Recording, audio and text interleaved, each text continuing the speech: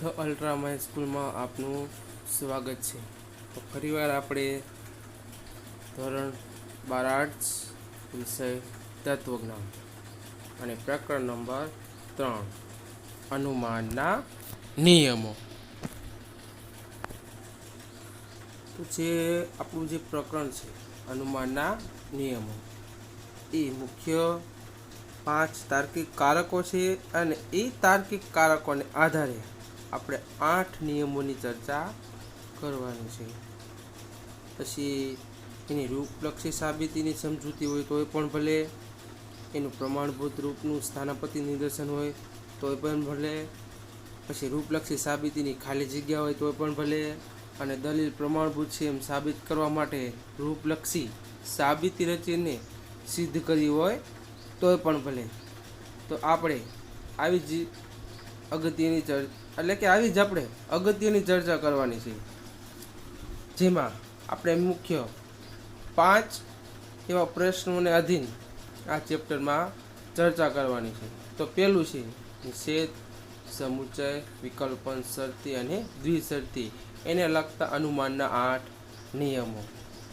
Next, બીજું કે અનુમાનના નિયમોને લગતી રૂપલક્ષી સાબિતીઓ અને સમજૂતીને લગતા મનોયત્નો. નેક્સ્ટ, એટલે ત્રીજું કે આપેલી દલીલો અનુમાનના કયા નિયમ મુજબના પ્રમાણભૂત રૂપનું સ્થાનાપતિ નિદર્શન. નેક્સ્ટ, 4 કે રૂપલક્ષી સાબિતીઓની ખાલી જગ્યા. નેક્સ્ટ, એટલે કે 5 કે દલીલો પ્રમાણભૂત છે એમ રૂપલક્ષી સાબિતી રચીને આપણે સિદ્ધ કરવાની છે. તો અહીં સુધી આપણા જે અગત્યના પોઈન્ટ છે એને આપણે સમજૂતી મેળવી. તો હવે આપણે છે એને વિસ્તારપૂર્વક સમજવાનો પ્રયત્ન કરીએ. જેમ આપણે આ 5 મુખ્ય તાર્કિક કારકો છે એને આધીન જ આપણે 8 નિયમો સમજવાના છે.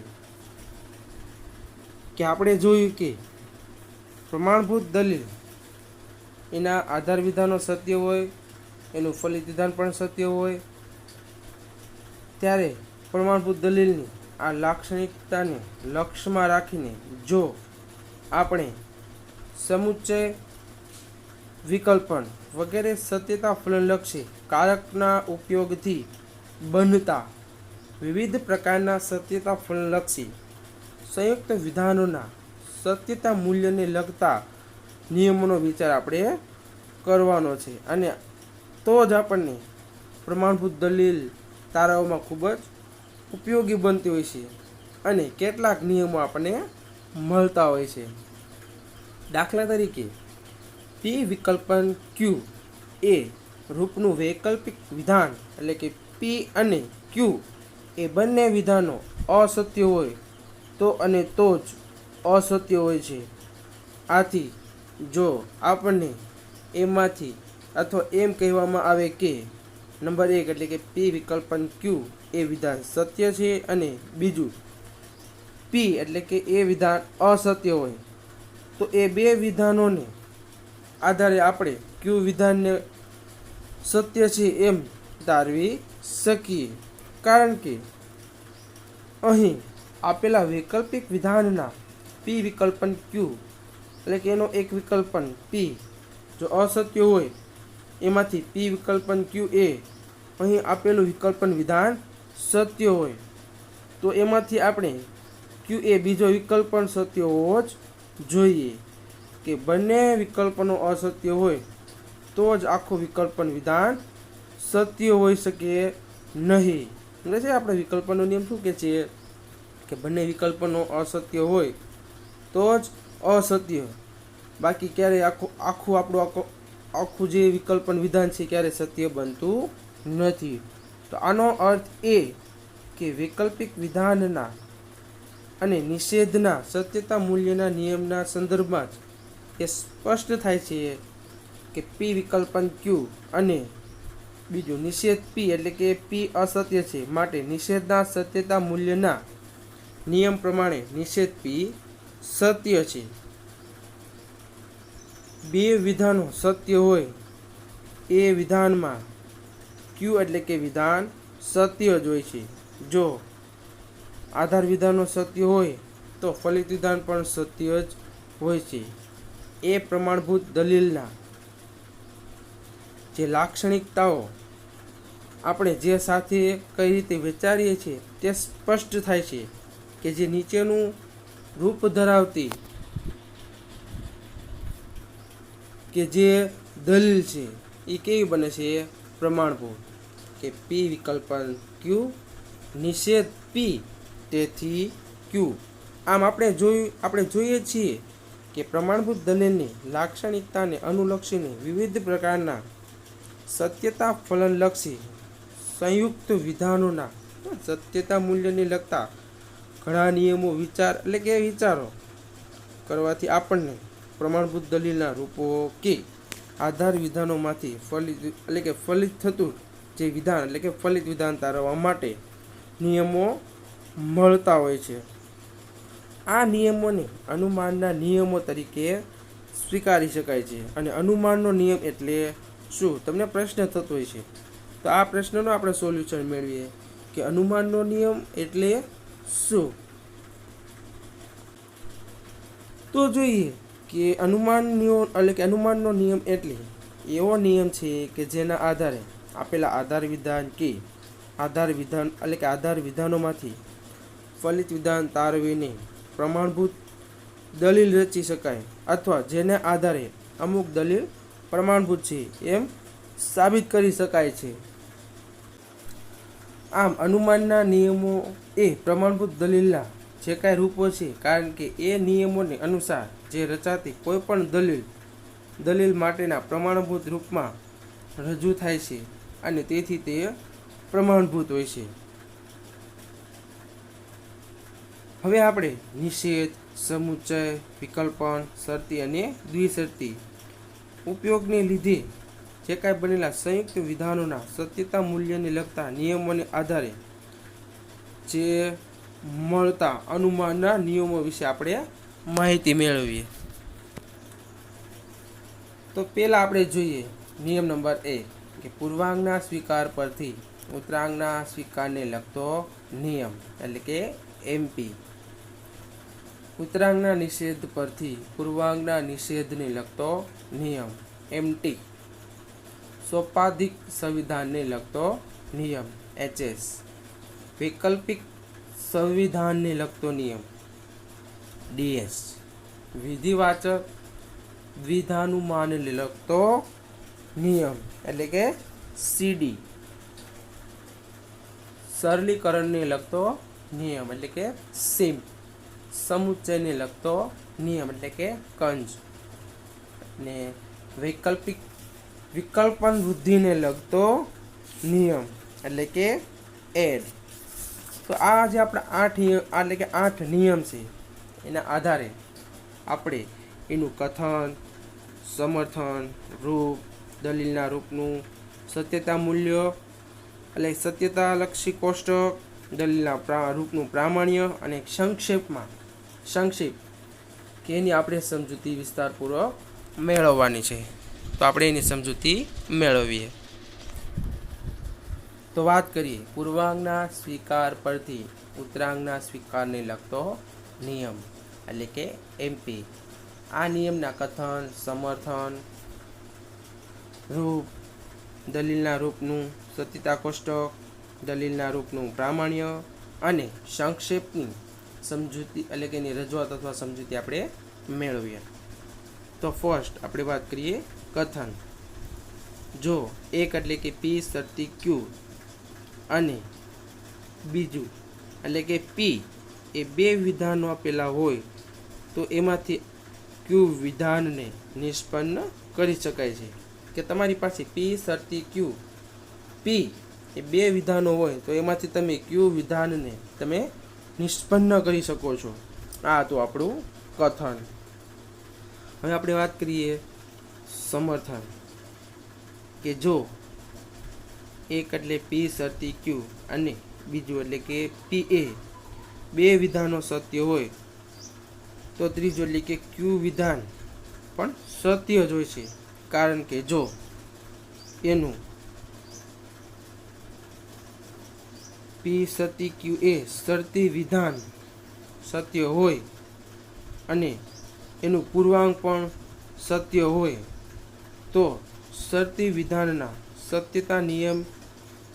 સત્યતા મૂલ્યના નિયમ પ્રમાણે એનું ઉત્તરાંક અસત્ય હોઈ શકે, અર્થાત સત્ય હોઈ શકે. આપણો શરતીનો નિયમ શું કહે છે કે પૂર્વાંક સત્ય હોય, ઉત્તરાંક અસત્ય હોય તો જ શરતી વિધાન અસત્ય, અન્યથા સત્ય. તો અહીં આપણે એમ જ કીધું છે કે પી શરતી ક્યુ એ શરતી વિધાન સત્ય હોય અને એનું પૂર્વાંક સત્ય હોય તો શરતી વિધાનના સત્યતા મૂલ્યના નિયમ પ્રમાણે એનું ઉત્તરાંક અસત્ય હોઈ જ ન શકે, અર્થાત કેવું બને છે? સત્ય બને છે. આ તો આપણું સમર્થન. હવે આપણે વાત કરીએ રૂપ. આથી પૂર્વાંકના સ્વીકાર પરથી ઉત્તરાંકના સ્વીકારને લગતો નિયમ જણાવે છે કે નીચેનું રૂપ ધરાવતી કોઈ પણ દલીલ હંમેશા પ્રમાણભૂત હોય છે. કે દલીલ કઈ કે એનું રૂપ કેવું છે તો કે પી શરતી ક્યુ અને પી તેથી ક્યુ. આ આપણું રૂપ. હવે આપણે વાત કરીએ દલીલના રૂપનું સત્યતા કોષ્ટક. તો કોષ્ટક પ્રમાણે આપણે જોઈએ તો બે સાદા વિધાનો હોય તો આપણી કેટલી હરોળ બને? 4. અને આપણા આદ્ય સ્તંભ કેટલા બને? 2. તો કે પી અને ક્યુ. અને હરોળ કેટલી? 4. તો કે પ્રથમ સ્તંભમાં 2T 2A, જે સેકન્ડ સ્તંભમાં તો કે TF આપણે તમે મૂકી શકો છો. આ આપણું 1 અને 2 આદ્ય સ્તંભ. બાકીના જે અલગ એટલે કે જે નવા સ્તંભ બને એટલે કે ગૌણ, કે આપણે છે ગૌણ તરીકે ઓળખી શકાય છે. તેમાં આપણું પ્રથમ આધાર વિધાન છે પી શરતી ક્યુ. તો પી શરતી ક્યુ એમાં તમે જુઓ છો કે 1 અને 2 નો આપણે શરતીના નિયમ પ્રમાણે ચાલવું પડે કે આદ્ય સ્તંભ 1 અને આદ્ય સ્તંભ 2. એમાં 1 ને આપણે પૂર્વાંક ગણશું અને 2 ને આપણે ઉત્તરાંક. તો શરતીનો નિયમ આપણે શું કહે છે કે પૂર્વાંક સત્ય, ઉત્તરાંક અસત્ય તો જ શરતી વિધાન અસત્ય, અન્યથા સત્ય. તો આપણે બધી હરોળોમાં જોતા જણાશે કે હરોળ નંબર 2માં એનો પૂર્વાંક સત્ય છે, ઉત્તરાંક અસત્ય છે, તેથી શરતી વિધાન અસત્ય છે. બાકીની એક હરોળમાં આ પ્રમાણે નિયમ આપણે જોવા મળતો નથી. તો આપણે બધી જગ્યાએ પછી આપણે ટી તમે મૂકી શકો છો. તો આ તો આપણું પ્રથમ આધાર વિધાન. હવે આવે છે સેકન્ડ આપણું આધાર વિધાન. તો કે પી, જે તમારી સમકક્ષ જે રૂપ આપેલું છે પી શરતી ક્યુ, પી તેથી ક્યુ. એમાં પી શરતી ક્યુ અને પી તમારા બે આધાર વિધાન છે અને તેથી ક્યુ એ તમારું ફલિત વિધાન છે. તો આપણું બીજું આધાર વિધાન જુઓ તો કે પી. તો પી તો ઓલરેડી તમારી પાસે કમ્પ્લીટ જ છે. તો કે તમે એક પ્રમાણે તમે મૂકી શકો છો કે 2T અને 2F એક પ્રમાણે. આપણા આધાર વિધાન કમ્પ્લીટ થઈ ગયા. હવે છે આપણું ફલિત વિધાન. તો ફલિત વિધાન તમારી પાસે કમ્પ્લીટ છે કે આદ્ય સ્તંભ નંબર 2. તો કે ક્યુ પ્રમાણે તમે મૂકી શકો, TF એ રીતે તમે મૂકી શકો. તો આ આપણો એટલે કે દલીલના રૂપનું સત્યતા કોષ્ટક.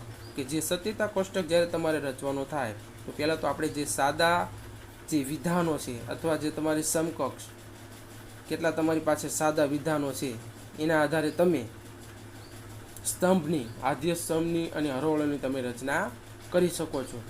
પછી તમે બાકીના જે ગૌણ સ્તંભ આવે એ તમે સ્ટેપ બાય સ્ટેપ આપણે તમે નિયમ પ્રમાણે તમે ચાલી શકો છો. હવે આપણે વાત કરીએ દલીલના રૂપનું પ્રામાણ્ય. કે ઉપરના સત્યતા કોષ્ટકમાં આધાર વિધાનની બધી હરોળો જોતા એ સ્પષ્ટ થાય છે કે તમે આધાર વિધાનની બધી હરોળો જોતો એટલે કે જોશો કે 1, 2, 3 અને 4 એ ચારે ચાર જોઈ લેશો અને કેવળ પહેલી હરોળમાં જ બંને આધાર વિધાનો સત્ય છે તમે જે ચારે ચાર હરોળ જુઓ છો એમાં પહેલી જે હરોળ છે એમાં બંને આધાર વિધાનો કેવા છે? સત્ય છે. અને આ હરોળમાં એનું ફલિત વિધાન પણ સત્ય છે. તો એ જ હરોળમાં હરોળ નંબર 1 એમાં આધાર વિધાન એ બી સત્ય છે, એનું ફલિત વિધાન એ સત્ય છે. તો જ્યારે આધાર વિધાનો સત્ય હોય ત્યારે તેનું ફલિત વિધાન અસત્ય હોય એવું એક પણ સ્થાનાપતિ નિદર્શન આ રૂપમાં જોવા મળતું નથી. અને આથી આ દલીલનું રૂપ પ્રમાણભૂત બને છે કે આધાર વિધાન સત્ય હોય અને એનું ફલિત વિધાન પણ સત્ય હોય તો એ જે દલીલ છે એ પ્રામાણ્ય છે. કેવું બને છે? પ્રમાણભૂત. એમાં એક પણ ફલિત વિધાન અસત્ય નથી અથવા એનું સ્થાનાપતિ નિદર્શન આમાં પ્રાપ્ત થતું નથી. માટે આ દલીલ કેવી બને છે? પ્રમાણભૂત. અને આ રૂપમાં એટલે કે આ રૂપમાં વ્યક્ત થાય છે કે જે પૂર્વાંગના સ્વીકાર પરથી ઉત્તરાંગના સ્વીકારને લગતો નિયમ અહીંયા પ્રમાણભૂત સાબિત થાય છે. હવે આપણે વાત કરીએ સંક્ષેપ. હવે આ નિયમને લેટિન ભાષામાં મોડસ ફેર્ડિનાન્ડો પેન્ડસ કહે છે અને તેથી આ નિયમને સંક્ષેપમાં એટલે કે શોર્ટમાં MP તરીકે ઓળખવામાં આવે છે. આ નિયમ ખાસ યાદ રાખજો. ગુજરાતી હોય પૂર્વાંગના સ્વીકાર પરથી ઉત્તરાંગના સ્વીકારને લગતો નિયમ, પછી મોડસ ફેર્ડિનાન્ડોસ પેનેનસ અને MP કે આ રીતને છે તમે નિયમને ઓળખી શકો છો. આમાં આપણે નિયમમાં તમે જુઓ છો કે જે લેટિન ભાષામાં અંગ્રેજીમાં થોડુંક મિસ્ટેક છે કે મોડુસ તો રેડી છે કે MODUS. પછી ફેર્ડિનાન્ડોમાં મિસ્ટેક છે કે PONENDO. બાકી તો બધું રેડી છે. તો આ તો આપણો નિયમ નંબર A MP. હવે સેકન્ડ નિયમ એટલે નિયમ નંબર 2 કે ઉત્તરાંગના નિષેધ પરથી પૂર્વાંગના નિષેધને એટલે કે નિષેધને લગતો નિયમ એટલે કે MT. એમાં પણ આપણે આ નિયમનું સમર્થન, કથન, રૂપ બધાની આપણે ચર્ચા કરવાની છે. તો વાત કરીએ કથન કે જો એક એટલે કે P શરતી Q અને સેકન્ડ એટલે કે નિષેધ Q એ બે વિધાનો આપેલા હોય તો એમાંથી નિષેધ P વિધાનને આપણે નિષ્પન્ન કરી શકાય છે કે P શરતી Q નિષેધ Q. તેથી નિષેધ P વિધાનને તમે નિષ્પન્ન કરી શકો છો કે ઉત્તરાંગના નિષેધ પરથી પૂર્વાંગના નિષેધ. ઉત્તરાંગ અને પૂર્વાંગ તો એટલી તો આપણે ખબર પડે કે પૂર્વાંગ કોને કહેવાય અને ઉત્તરાંગ કોને કહેવાય. તો ઉત્તરાંગ અહીંયા કોને કીધો છે? નિષેધ એટલે કે Q એટલે કે નિષેધ Q એટલે કે નિષેધ Qનો સ્વીકાર થઈ ગયા પછી ઉત્તરાંગનો સ્વીકાર થઈ ગયા પછી પૂર્વાંગનો સ્વીકાર કરવામાં આવતો હોય છે. તો આ તો આપણું કથન. હવે આપણે વાત કરીએ સમર્થન કે જો એક P શરતી Q અને બીજું નિષેધ Q એ બે વિધાનો સત્ય હોય તો નિષેધ P એ વિધાન પણ સત્ય જ હોય છે. કારણ કે જો P શરતી Q એ શરતી વિધાન સત્ય હોય અને એનું ઉત્તરાંગ Q અસત્ય હોય તો શરતી વિધાનના સત્યતા મૂલ્યના નિયમો પ્રમાણે એનું પૂર્વાંગ એટલે કે સત્ય હોય એટલે કે હોઈ જ ન શકે. અર્થાત તે કેવું બને છે? અસત્ય હોવું જોઈએ. આ તો આપણું સમર્થન. હવે આપણે વાત કરીએ રૂપ કે આથી ઉત્તરાંગના નિષેધ પરથી ઉત્તરાંગના નિષેધ પરથી પૂર્વાંગના નિષેધને લગતો નિયમ જણાવે છે કે નીચેનું રૂપ ધરાવતી દલીલ હંમેશા પ્રમાણભૂત હોય છે. તો કેવી? તો કે P શરતી Q નિષેધ Q તેથી નિષેધ P. તો અહીંયા નિષેધ ક્યુ છે એ ઉત્તરાંગનો નિષેધ છે અને નિષેધ પી એ પૂર્વાંગનો નિષેધ છે. તો હવે આપણે એના દલીલના રૂપનું સત્યતા કોષ્ટક આપણે જે નિયમ નંબર 1માં જોયું હતું કે આમાં બે આપણા સાદા વિધાન છે. તો આદ્યસ્તંભ 2 બનશે, 4 હરોળ બનશે, જેમાં પ્રથમ આપણા આદ્યસ્તંભમાં 2 ટી 2 એફ અને સેકન્ડમાં આપણે ટીએફ ટીએફ તમે મૂકી શકો છો. પછી કીધું એ પ્રમાણે કે આપણું પ્રથમ આધાર વિધાન છે એ પી શરતી ક્યુ. તો પી શરતી ક્યુ એ નિયમ પ્રમાણે તમે ચાલો તો આ આપણે જે તમારી સમકક્ષ જે ગૌણ સ્તંભ એટલે કે ત્રીજા સ્તંભમાં તમે જોશો એમાં થોડીક મિસ્ટેક છે. બરાબર છે, કહેવાનો તાત્પર્ય કે જે નિયમ પ્રમાણે ચાલશો તો સેકન્ડ એટલે કે બીજી હરોળમાં જ ખાલી આપણે પૂર્વાંગ સત્ય છે, ઉત્તરાંગ અસત્ય છે, તો જ શરતી વિધાન અસત્ય છે, અન્યથા બધે સત્ય. તો કે હરોળ નંબર 1 હરોળ નંબર 3 એમાં બંનેમાં શું આવશે? ટી એટલે કે સત્ય. અને બીજી હરોળમાં આપણે તમે ગૌણ સ્તંભ એટલે કે ત્રીજો ગૌણ સ્તંભ અને બીજી હરોળમાં તમારે છે તો કે તમે એના સત્ય અસત્ય તમારે મૂકવાનું થશે. કે જ્યાં બે હરોળ નંબર 1 અને 3 જ્યાં એફ છે ત્યાં તમારે ટી મૂકવાના છે, સમજવાનું છે. અને હરોળ નંબર 2 કે જેમાં એફ છે આપણે ગૌણ સ્તંભમાં ત્રીજો સ્તંભ એમાં ટી આવેલો છે બીજી હરોળમાં, એમાં તમારે એફ મૂકવાનો છે. હા, તો આપણું પ્રથમ આધાર વિધાન. હવે આપણે વાત કરીએ બીજું આધાર વિધાન. તો બીજું આધાર વિધાન ક્યુ એટલે કે આપણે બેનો આપણે શું કરવાનો છે? નિષેધ. નિષેધનો આપણે નિયમ શું કહે છે કે આપેલું વિધાન સત્ય હોય તો અસત્ય, આપેલું વિધાન અસત્ય હોય તો સત્ય. તો એમાં શું કીધું છે? સ્તંભ નંબર 2 ના ટીએફ ટીએફ છે તો આપણે એફ ટી કરીને આપણે તમે મૂકી શકો છો. તો આ હતું આપણું આધાર વિધાન બીજું. હવે આવે છે ફલિત વિધાન. તો ફલિત વિધાન એ તમારે એક પ્રમાણે આપણે નિષેધ પી આપણે એક પ્રમાણે નિષેધ એનો કરવાનો છે.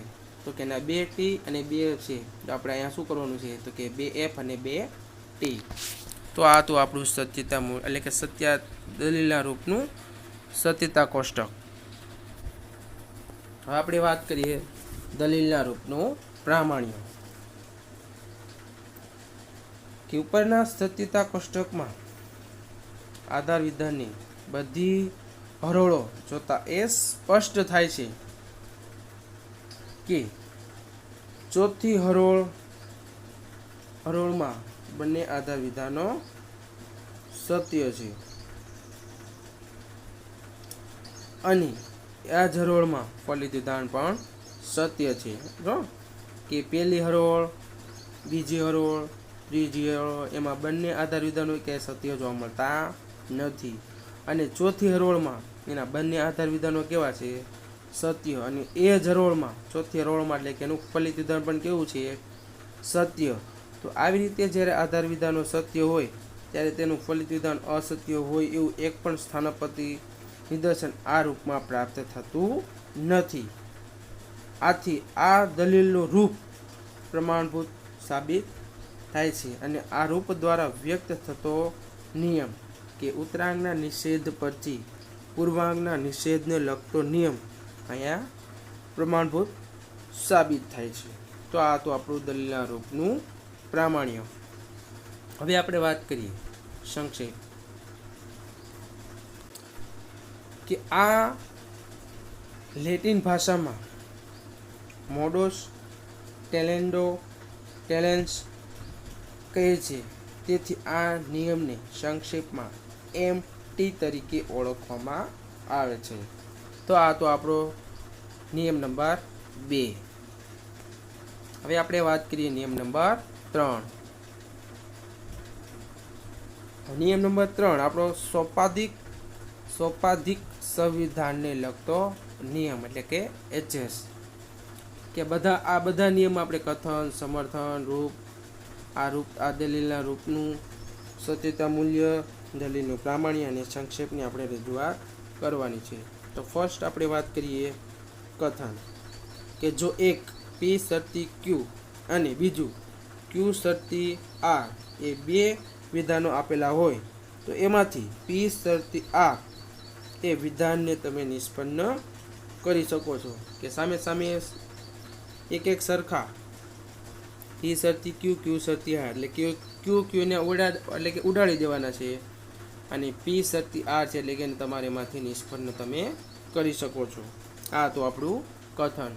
હવે આપણે વાત કરીએ સમર્થન, કે જો પી શરતી ક્યુ અને ક્યુ શરતી આર એ બે વિધાનો આપેલા હોય તો એમાંથી પી શરતી આર એ વિધાન પણ સત્ય હોય છે, કારણ કે જો પ્રથમ બે શરતી વિધાનો સત્ય હોય તો શરતી વિધાનના સત્યતા મૂલ્યના નિયમ પ્રમાણે ત્રીજું એટલે કે શરતી વિધાન અસત્ય હોઈ શકે, એટલે કે અસત્ય હોઈ જ ન શકે, અર્થાત તે કેવું બને છે? સત્ય. આ તો આપણું સમર્થન. હવે આપણે વાત કરીએ રો, કે આથી સોપાધિક સંવિધાનને લગતો નિયમ જણાવે છે કે નીચેના રૂપ ધરાવતી દલીલ ક્યારેય હંમેશા એટલે કે પ્રમાણભૂત જોવા મળતી હોય છે. કે પી શરતી ક્યુ ક્યુ શરતી આર, તેથી પી શરતી આર એટલે કે ક્યુને આપણે ઉડાડી દીધા છે, તેથી પી શરતી આર. આ તો આપણું રૂપ. હવે આપણે વાત કરીએ દલીલના રૂપનું સત્યતા કોષ્ટક, કે આપણે તમે જુઓ છો કે આમાં આપણી પાસે કેટલા સાદા વિધાનો છે? તો કે 3, પી ક્યુ અને આર. તો તમારી પાસે 3 તો છે તે આપણી પાસે આધાર એટલે કે સાદા વિધાનો. તો એમાં આપણે આદ્ય સ્તંભ તમે કેટલા બનાવો અને હરોળ કેટલી બનાવો? તો આપણે કીધું હતું કે જ્યારે 2 સાદા વિધાનો હોય તો 4 અને 3 સાદા વિધાનો હોય તો કેટલી હરોળ બને? 8 અને 4 આપણી પાસે સાદા વિધાનો હોય તો 16. હવે આપણી પાસે કેટલા છે? 3. તો આપણે 3 આપણી પાસે પી ક્યુ અને આર આ રીતે તમારે હેડિંગ બાંધવાનું છે. પછી આદ્યસ્તંભ આપણા 3 અને હરોળ કેટલી થશે? 8. તો આપણે 1 2 3 1 થી 8 સુધી આપણે આંકડા લખી નાખવાના. અને એટલે કે સ્તંભ નંબર 1 એમાં 4T, પ્રથમ સ્તંભમાં 4T 4F, પછી સેકન્ડ એટલે કે ક્યુ તેમાં તમારે 2T 2F 2T અને 2F આ રીતે તમારે ચાલવાનું છે. પછી થર્ડ એટલે કે ત્રીજા સ્તંભમાં તો એમાં આપણે સ્ટેપ બાય સ્ટેપ પગથિયા પ્રમાણે ચાલવાનું, 1 2 1 2 TF TF TF એ રીતે તમે મૂકી શકો છો. તો અહીંયા આપણું કમ્પ્લીટ થાય છે આદ્ય સ્તંભ. હવે આવે છે ગૌણ સ્તંભ. તો કે ગૌણ સ્તંભમાં આપણે જોઈએ કે આપણું પ્રથમ આધાર વિધાન, એમાં તમારે છે તો કે પી શરતી ક્યુ અને ક્યુ શરતી આર આ બે તમારા પ્રથમ અને બીજું એટલે કે સેકન્ડ આધાર વિધાન તમારા થશે. તો પ્રથમ આધાર વિધાન પ્રમાણે આપણે જોઈએ તો કે પી શરતી ક્યુ. તો આપણે શરતીના નિયમ પ્રમાણે ચાલીએ તો પી એટલે કે સ્તંભ નંબર 1 અને ક્યુ એટલે કે સ્તંભ નંબર 2. તો આમાં આપણે તમે શરતીના નિયમ પ્રમાણે ચાલો તો આપણે એ જ જોવાનું છે કે પૂર્વાંક સત્ય ઉત્તરાંક અસત્ય એ કઈ હરોળમાં છે, એના આધારે પછી તમારે શરતીના નિયમ પ્રમાણે તમે મૂકી શકો છો. તો કે હરોળ નંબર 3 એમાં પૂર્વાંક સત્ય છે અને ઉત્તરાંક અસત્ય છે, તો જ શરતી વિધાન અસત્ય બને છે. હરોળ નંબર 4 કે પૂર્વાંક સત્ય ઉત્તરાંક અસત્ય, તો જ શરતી વિધાન અસત્ય. પછીની એક પણ હરોળમાં એવું જોવા મળતું નથી. તો પછી બધી જ જગ્યાએ તમારે છે તો કે સત્ય એટલે કે ટી તમારે મૂકવાના થશે. તો આ આપણું પ્રથમ આધાર વિધાન. હવે આવે છે બીજું આધાર વિધાન, એમાં ક્યુ શરતી આર. તો પાછું આપણે શરતીના નિયમ પ્રમાણે ચાલીએ તો કે ક્યુ શરતી આર, કે તમારી પાસે જે સ્તંભ છે એમાં આપણે જોવાનું છે કે ક્યુ ક્યાં છે અને આર ક્યાં છે. તો કે ક્યુને આપણે પૂર્વાંક ગણવાનો છે અને આરને આપણે ઉત્તરાંક. તો એમાં આપણે જોઈએ તો એમાં પણ જો નિયમ પ્રમાણે આપણે જોઈએ તો કે ક્યુ અને આર, તો હરોળ નંબર 2, કે એમાં તમે જોશો કે પૂર્વાંક સત્ય છે, ઉત્તરાંક અસત્ય છે. તો બીજો આધાર વિધાનમાં આપણે બીજી હરોળમાં આપણે તમે અસત્ય મૂકી શકો છો શરતીના નિયમ પ્રમાણે. પછી હરોળ નંબર 6, કે એમાં પણ પૂર્વાંક સત્ય, ઉત્તરાંક અસત્ય, એટલા જ માટે શરતી વિધાન અસત્ય, અન્યથા બધે સત્ય છે. કે બીજું એક પણ જગ્યાએ બીજી એક પણ હરોળમાં છે તો કે પૂર્વાંક સત્ય અને ઉત્તરાંક અસત્ય જોવા મળતું નથી, અન્યથા કેવું જોવા મળશે? બધે સત્ય. એક, બીજી અને છઠ્ઠી બે જ હરોળમાં તમારે શરતીનો નિયમ લાગુ પડશે. તો આ તો આપણું બીજું આધાર વિધાન. હવે આવે છે ફલિત વિધાન. એમાં એ જ પ્રમાણે આપણે ચાલવાનું છે કે શરતીનો નિયમ તો કે કોનો કરવાનો છે? તો કે પી અને આર. તો કે પી અને આર તો આપણે જોઈએ તો કે પી અને આરમાં જોઈએ તો કે હરોળ નંબર 2, એમાં પૂર્વાંક સત્ય, ઉત્તરાંક અસત્ય, એટલા માટે બીજી હરોળમાં આપણે અસત્ય રાખીએ છીએ. પછી એવી જ રીતે હરોળ નંબર 4, કે એમાં પૂર્વાંક સત્ય, ઉત્તરાંક અસત્ય, તો તમે એ રીતે ચોથી હરોળમાં પણ તમે અસત્ય મૂકી શકો છો, અન્યથા બધે તમારે સત્ય મૂકવાનું છે. પહેલાં જોઈ લેવાનું છે શરતીનો નિયમ પ્રમાણે, પછી જ તમારે એફટી તમે મૂકી શકો છો. તો આ તો આપણું દલીલના રૂપનું સત્યતા કોષ્ટક. હવે આપણે વાત કરીએ દલીલના રૂપનું પ્રામાણ્ય. કે દલીલના રૂપનું પ્રામાણ્ય ઉપરના સત્યતા કોષ્ટકમાં આધાર વિધાનની બધી હરોળો જોતા એ સ્પષ્ટ થાય છે કે હરોળ 1, 5, 7 અને 8 આમાં બંને આધાર વિધાનો સત્ય છે. એક હરોળ નંબર 1માં તમે જુઓ, 5માં જુઓ, 7માં જુઓ અને 8માં જુઓ, એ આધાર વિધાનો કેવા છે? સત્ય, બંને આધાર વિધાનો. ત્યારે એ જ હરોળમાં એનું ફલિત વિધાન પણ સત્ય છે. તો જો આની સામે જે ફલિત વિધાન છે એ પણ કેવું બને છે? સત્ય. તો કે કયા કયા? 1, પછી 5, 7 અને 8. તો જ્યારે આધાર વિધાનો સત્ય હોય ત્યારે એનું ફલિત વિધાન અસત્ય હોય એવું એક પણ સ્થાનાપતિ નિદર્શન આ રૂપમાં પ્રાપ્ત થતું નથી. એટલા માટે દલીલ કેવી જોવા મળે છે? પ્રમાણભૂત. તો આથી આ દલીલનું આ રૂપ પ્રમાણભૂત થાય છે અને આ રૂપ દ્વારા વ્યક્ત થતો સોપાધિક સંવિધાનને લગતો નિયમ અહીંયા પ્રમાણભૂત સાબિત થાય છે. તો આ તો આપણું દલીલના રૂપનું પ્રામાણ્ય. તો હવે આપણે વાત કરીએ સંક્ષેપ. તો આ નિયમને અંગ્રેજીમાં હાઇપોથેટિકલ સાયલોજિમ્સ કહે છે.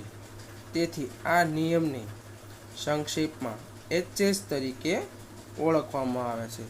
આપણે શોર્ટમાં બહુ યાદ રાખવાનું છે HS, MP, MT, HS. તો આ તો આપણે એટલે કે અહીંયા આપણે ત્રીજો નિયમ પૂર્ણ કરીએ છીએ. હવે આવે છે નિયમ નંબર 4. નિયમ નંબર 4 વૈકલ્પિક સંવિધાનને લગતો નિયમ. આ નિયમમાં આપણે કથન, સમર્થન રૂપ, દલીલના રૂપનું સત્યતા કોષ્ટક, દલીલના રૂપનું પ્રામાણ્ય અને સંક્ષેપની આપણે રજૂઆત કરવાની છે. આપણે વાત કરીએ પહેલાં કથન. કે જો એક એટલે કે પી વિકલ્પન ક્યુ અને બીજું એટલે કે નિષેધ પી એ બે વિધાનો આપેલા હોય તો એમાંથી ક્યુ વિધાનને તમે નિષ્પન્ન કરી શકો છો. આ તો આપણું કથન. હવે આપણે વાત કરીએ સમર્થન. કે જો પી વિકલ્પન ક્યુ અને નિષેધ પી એ બે વિધાનો સત્ય હોય તો ક્યુ વિધાનને પણ તમે સત્ય જોઈ છે, કારણ કે પી વિકલ્પન ક્યુ એ વૈકલ્પિક વિધાન સત્ય હોય અને એનો એક વિકલ્પ એટલે કે એક વિકલ્પ એ અસત્ય હોય તો વૈકલ્પિક વિધાનના સત્યતા મૂલ્યના નિયમ પ્રમાણે એનો બીજો વિકલ્પ પણ અસત્ય હોઈ શકે નહીં, અર્થાત તે કેવો બને છે? સત્ય જ હોય છે. આ તો આપણું સમર્થન. હવે આપણે વાત કરીએ રૂ. આથી વૈકલ્પિક સંવિધાનને લગતો નિયમ જણાવે છે કે નીચેનું રૂપ ધરાવતી કોઈ પણ દલીલ હંમેશા પ્રમાણભૂત જ હોય છે. કે પી વિકલ્પન ક્યુ, નિષેધ પી, તેથી ક્યુ. તો આ તો આપણું રૂપ. હવે આપણે વાત કરીએ દલીલના રૂપનું સત્યતા કોષ્ટક. તો આમાં આપણી પાસે કેટલા વિધાનો છે? એટલે કે સાદા 2 વિધાનો છે. તો 2 સાદા વિધાનો હોય તો કેટલી હરોળ બને? 4. અને આદ્યસ્તંભ 2. તો આપણે હરોળ 4 એટલે કે 1 2 3 4, 2 ટી 2 એફ, ટીએફ ટીએફ. આ રીતે પી અને ક્યુ તમે કમ્પ્લીટ કરી શકો છો. પછી જ્યારે આપણે ગૌણ સ્તંભની રચના કરીએ ત્યારે પ્રથમ આધાર વિધાન એટલે કે પી વિકલ્પન ક્યુ. તો આપણે વિકલ્પનનો નિયમ આપણે શું કહે છે કે બંને વિકલ્પનો અસત્ય એટલે કે અસત્ય હોય તો જ અસત્ય, અન્યથા બધે સત્ય. તો આપણે નિયમ પ્રમાણે ચાલો કે પી અને ક્યુ એ 2 સ્તંભમાં હરોળ નંબર 4માં બંને વિકલ્પનો કેવા છે? અસત્ય. તો જ વિકલ્પન વિધાન અસત્ય, અન્યથા બધે સત્ય. તો બીજે 1 2 3 એક પણ હરોળમાં આ રીતનો નિયમ જોવા મળતો નથી. હરોળ નંબર 4માં જ બંને વિકલ્પનો અસત્ય છે એટલે અસત્ય, અન્યથા બધે સત્ય. આ આપણું પ્રથમ આધાર વિધાન. હવે આપણે વાત કરીએ બીજું આધાર વિધાન. તો કે નિષેધ પી. તો નિષેધ પી, નિષેધની વાત કરીએ તો આપણે નિષેધ હોય એટલે આપણે ખબર છે કે આપેલ વિધાન સત્ય હોય તો અસત્ય અને અસત્ય હોય તો સત્ય. તો ના 2 ટી એટલે કે આપણે એકનો નિષેધ કરવાનો થશે કે પી પ્રમાણે. તો નિષેધ પી એટલે કે પીમાં જોઈએ તો કે 2 ટી એફ એટલે કે 2 ટી અને 2 એફ. તો આપણે એનું ઉલટું કરી નાખવાનું છે કે 2 એફ અને 2 ટી. આ આપણું બીજું આધાર વિધાન. હવે આવે છે ફલિત વિધાન. તો ક્યુ. તો ક્યુ તો આપણી પાસે ઓલરેડી કમ્પ્લીટ છે, ટીએફ ટીએફ. આ રીતે તમે મૂકી શકો છો. આ હતું આપણું દલીલના રૂપનું સત્યતા કોષ્ટક. હવે આપણે વાત કરીએ દલીલના રૂપનું પ્રામાણ્ય. કે ઉપરના સત્યતા કોષ્ટકમાં આધાર વિધાનની બધી હરોળો જોતા એ સ્પષ્ટ થાય છે કે કેવળ હરોળ નંબર 3 એટલે કે ત્રીજી હરોળમાં જ બંને આધાર વિધાનો સત્ય છે અને આ હરોળમાં એનું ફલિત વિધાન પણ સત્ય છે. કે હરોળ નંબર 3માં જો પ્રથમ આધાર વિધાન અને બીજું આધાર વિધાન, એમાં બંને આધાર વિધાનો કેવા છે? સત્ય. અને એ હરોળમાં જ ત્રીજી હરોળમાં એનું ફલિત વિધાન પણ કેવું છે? સત્ય છે. જ્યારે આધાર વિધાનો સત્ય હોય ત્યારે તેનું ફલિત વિધાન અસત્ય હોય એવું એક પણ સ્થાનાપતિ નિદર્શન આ રૂપમાં પ્રાપ્ત થતું નથી. આથી આ રૂપ પ્રમાણભૂત છે અને આ રૂપ દ્વારા વ્યક્ત થતો વૈકલ્પિક સંવિધાનને લગતો નિયમ અહીંયા પ્રમાણભૂત સાબિત થાય છે. અને સંક્ષેપમાં આ નિયમને અંગ્રેજીમાં ડિસજનેક્ટિવ સાયલોગિસ્મ કહે છે. તેથી આ નિયમને સંક્ષેપમાં ડીએસ તરીકે ઓળખવામાં આવે છે.